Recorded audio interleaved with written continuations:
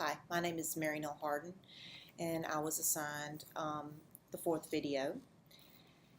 And as it was said in the video, 45,000 Americans die every year because of the lack of health insurance. Our system is unsustainable as it is set up now, and everyone agrees there must be change. How do we make sure every child has the opportunity to visit the hospital in an emergent situation, as Malia did with an asthma attack, or as Sasha did as an infant with meningitis? 50% of healthcare dollars are wasted. There needs to be accountability for this from the top down, healthcare providers to hospitals to patients to insurance companies. Costs have doubled in the last 10 years alone. We need to maintain reimbursement to healthcare providers and reasonable and customary payments to hospitals and outpatient situations and laboratories and everything else. But for those who choose to attempt to defraud Medicare, Medicaid, insurance companies, we need to prosecute them, and there have been some laws that have been set up for that. I found an article that discussed these laws. One of them is the False Claims Act that imposes civil liability on anyone who knowingly submits a false or fraudulent claim to the federal government. It also discusses the anti-kickback statute,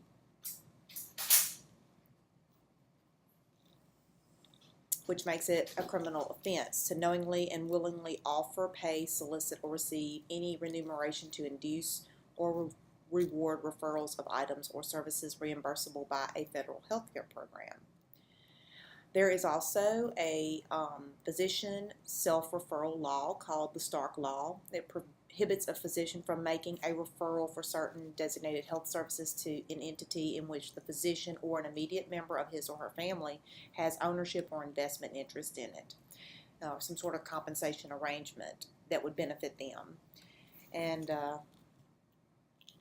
the criminal health care fraud statute also prohibits knowingly and willingly executing or attempting to execute a scheme to defraud any health care benefit program or to obtain by means of false pretenses any of the money or property owned by any health care benefit program in connection with the delivery of or payment for health care benefits, items, or services. In 2009, the percentage of the population covered by Medicare was 14%, Medicaid was 16%, employee-based private insurance was the majority, 48%, and the individual private insurance was 5%. That left 17% of the population uninsured, which compared to the others is a rather small number.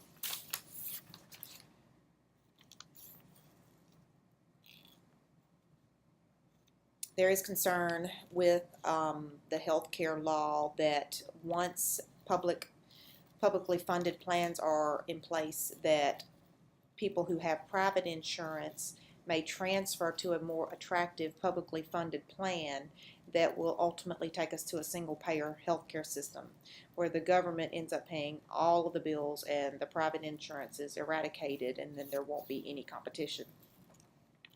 Administrative expenses are lower in a public plan versus private insurers, and administration costs for Medicare is 1.4% versus Medicare Advantage, which is a private insurance venue that is 9%. Medicare Part A is paying out more than it takes in payroll taxes as of now. Medicare will be bankrupt between 2017 and 2020. In the next 2 decades, we are going to have an additional 80 million Americans that will become eligible for Medicare coverage. The entire program right now is projected to cost $35 trillion. So there's no question that there needs to be change, and we need to reform the way health care is administered. However, I believe it starts with accountability, and I see that there is legislation on the books that deals with accountability for those who are knowingly wasting the 50% of those healthcare dollars, and they need to follow up on that, and they need to keep up with that, because that right there is going to control healthcare costs. It's not the sick people. It's not even doctors getting paid well or healthcare providers getting paid well. It is this waste, and it is the fraud that is going to undermine our healthcare system.